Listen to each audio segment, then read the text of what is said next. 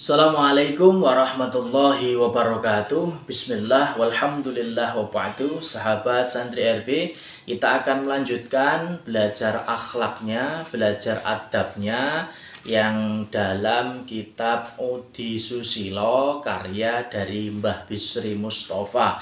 Yang kemarin sudah kita bahas ada 8 bait. Yang terakhir adalah bait bocah iku wiwit umur 7 tahun kudu ajar toto keben ora getun, yang maksudnya yaitu anak itu setelah umur 7 tahun sudah harus belajar tata krama agar nanti tidak menyesal. Karena belajar tata krama kalau sudah gede, sudah di atas umur 7 tahun itu biasanya agak susah. Tapi kalau sudah dari kecil, dari umur 7 tahun sudah diajarin tata krama yang ringan-ringan saja. Contoh misal ketika minta sesuatu menerima dengan tangan kanan, kemudian memberikan sesuatu juga dengan tangan kanan. Ketika ngobrol dengan orang tua jangan dengan suara yang keras. Nah, jangan seperti itu. Itu ajaran-ajaran sopan santun, ajaran tata krama yang perlu kita ajarkan sedini mungkin. Ketika anak itu dipanggil, ya menjawab, nyauri kalau orang bahasa Jawanya, kalau orang bahasa Jawa seperti itu. Misal le dalem, kalau orang Jawa seperti itu. Kalau bahasa Indonesia dek ya, atau jangan apa, jangan dek apa, tapi diajarkan dek iya, atau dek dalem, dek monggo. Nah, seperti itu kita ajarkan dari mulai 7 tahun. Nah, kita lanjutkan di bait berikutnya ya, yang ada di sini baitnya nih ya. Bait yang mulai dari sini ini kita ajarkan. Nah, saya akan geser, nanti screenshotnya akan saya tempel di sebelah sini ya. Ada screenshotnya di sebelah sini, sebelah kiri saya ya. Saya baca dulu. Bismillahirrahmanirrahim. Muqaddimahnya kita ikutkan. Salatullahi malahat kawakib alahmad khairi marraqiban najaib. Baca 2 kali. Salatullahi malahat kawakib alahmad marraqiban alahmad khairi marraqiban najaib. Nah, sekarang syairnya yang selanjutnya. Kudu tresno ring ibune kang rumati, kawe cilik marang bapa kang gemati. Ibu bapa rewang ana lamun repot, aja kaya wong gemagus ingkang wangkot. Lamun ibu bapa perintah enggal tandang, aja bantah, aja sengol, aja mampang. Andhap asor ing wong tuwa najan liya, tetep ana aja kaya raja kaya. Nah, segitu saja ya. Ada 8 bait lagi. Yang tadi bait pertama yang saya baca, kudu tresno ring ibune kang rumati, kawe cilik marang bapa kang gemati. Anak itu atau kita semua itu harus sayang dengan ibu yang sudah merawat kita ya. Karena dalam hadis Nabi, siapa Nabi orang yang wajib kita hormati? Dijawab Nabi sampai 3 kali, ibumu, ibumu, ibumu, baru ayahmu. Maka di sini juga yang pertama, kudu tresno ring ibune, harus sayang kepada ibunya sing rumati yang menjaga kita, yang merawat kita, menyusui kita, mengganti popok kita kalau kita ngompol di malam hari, menyeboki kita, memandikan kita dikala kita kotor, mencuci tangan kita, mencuci kaki kita, menyayangi kita dengan sepenuh hati ya. Jadi menyayangi kita dengan sepenuh hati itu ibu kita. Jadi kita harus sayang dengan ibu kita yang sudah menjaga kita. Kemudian kawe cilik marang bapa kang gemati. Nah, dari mulai kecil kepada ayah yang memberi kita nafkah juga harus sayang. Jadi intinya menyayangi kedua orang tua. Ajarkan sedini mungkin mulai dari 7 tahun untuk menyayangi orang tuanya, menyayangi kedua orang tuanya. Kalau sebagai guru, ngajar TPA, ngajar di madrasah diniyah dan lain sebagainya seperti saya, kita ajarkan ke anak-anak kita yang sudah belajar ilmu ini, kita ajarkan dengan bahasa yang mereka pahami. Kemudian ibu bapak rewang ngono lamun repot, ojo kaya wong gemagus ingkang wangkot. Nah, membantu ibu bapak yang lagi repot, membantu ibu bapaknya, membantu orang tuanya, ayah ibunya ketika ada kerepotan, meringankan. Kalau membantu 100% tentu tidak bisa kalau anak kecil. Paling tidak meringankan. Contoh, misal ibunya lagi masak, oh ada bumbu dapur yang kurang, minta tolong anaknya, nak belikan garam ke warung, berangkat. Anak itu harus berangkat.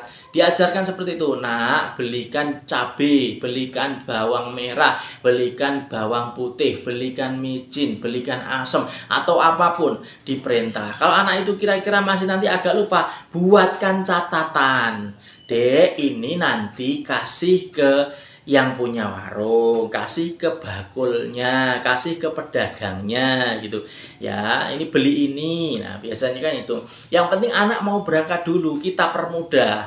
Kalau dengan bicara, dengan omongan mungkin anak masih gampang lupa karena mungkin konsentrasinya agak kurang, kita kasih catatan. Nah, kemudian anak juga diajarkan membereskan kamarnya, membersihkan tempat tidurnya, kemudian diajari nyapu pelan-pelan. Nggak bersih nggak apa-apa, ajarkan dulu. Jangan dimarahi ketika anak itu nyapu kurang bersih, jangan dimarahi, tapi oh bagus, kasih apresiasi.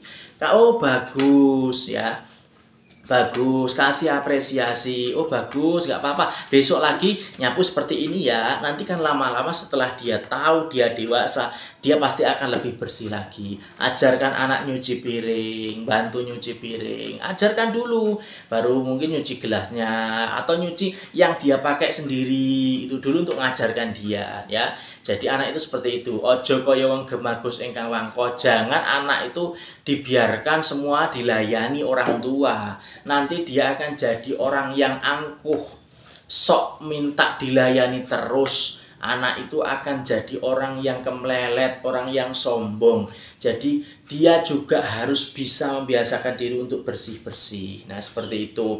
Kemudian lamun ibu bapak perintah enggal tandang, ojo bantah, ojo sengol, ojo mampang. Nah, kalau diperintah orang tua harus segera dilaksanakan. Jangan membantah, jangan menggertak, kemudian jangan menantang. Ya, disuruh malah nggak mau nantang, itu nggak boleh. Ajarkan ke anak-anak kita, ajarkan ke anak-anak tentunya secara umum. Ketika diperintah harus cepat-cepat dilaksanakan. Dek, belikan A, jalan. Dek, belikan ini, jalan. Jangan nunggu lama, harus cepat jalan. Seperti itu. Itu anak yang baik seperti itu. Jadi jangan menunda-nunda kalau diperintah, kalau memang harus dilaksanakan saat itu. Kalau misal perintahnya untuk besok, ya berarti besok. Dek, besok pulang sekolah sepatu dicuci. Nah, berarti kan besok itu. Berarti besok diingat-ingat, sepulang sekolah sepatu dicuci. Dek, pulang sekolah kaos kaki dan sepatu dicuci. Sepulang sekolah besok berarti harus segera dicuci dan dibasuh itu sepatu dan kaos kakinya. Jadi seperti itu, ajarkan pelan-pelan ya, jangan digertak, pelan-pelan. Dan anak itu biasakan jangan sampai dia bantah. Gunakan bahasa yang bagus agar anak seneng melaksanakannya. Nah, bila perlu kasih pancingan, nggak apa-apa. Dek, kalau sudah bisa nyuci baju sendiri, besok kalau pas ini tak belikan baju yang kamu pengen. Nah, boleh seperti itu. Kasih pancingan nggak apa-apa ya. Yang penting ajarkan anak untuk belajar memelihara dirinya sendiri, memelihara apa yang dia pakai, memelihara apa yang dia gunakan dengan sebaik-baiknya. Kemudian yang terakhir yang tadi saya baca, andap asor ing wong tuwa najan liya tetep ana aja kaya raja kaya. Nah, andap asor rendah hati, sopan santun terhadap orang lain, terhadap orang yang lebih tua walaupun dia bukan ibu bapak kita. Ya, wajib kita tetap rendah hati, tetap andap asor kemudian tetap sopan santun terhadap orang lain yang lebih tua, terutama yang muda pun juga kita harus sopan. Bukan hanya orang tua sebenarnya, harus yang lebih tua itu terutama. Memang anak muda kita juga sopan, kemudian yang lebih tua apalagi kita harus andap asor, walaupun itu bukan ibu bapak kita, orang lain itu harus seperti itu. Tetap pono, jadi lakukanlah. Jangan seperti rojo koyo. Rojo koyo itu apa? Rojo koyo itu hewan peliharaan kayak sapi, kerbau, kambing, kuda, itu jenenge rojo koyo. Itu namanya rojo koyo. Itu kita pelihara, kita kasih makan, kita kasih minum, kita kasih vitamin.